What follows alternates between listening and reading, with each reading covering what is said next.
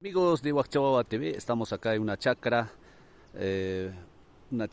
bueno, con las tradiciones y costumbres típicas del Ande peruano. Y podrán ver ustedes que hay, a ver, ¿cómo podríamos decir? Como una especie de muñecos, pero que son conocidos como espantapájaros. Y hay varias, hay uno por acá, hay otro por allá y hay otro más colosal por aquí.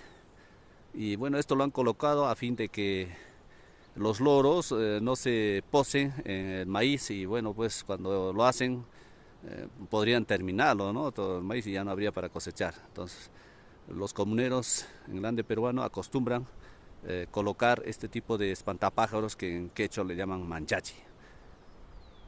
Bien, nos hemos acercado un poquito más para poder ver con mayor detalle cómo está vestido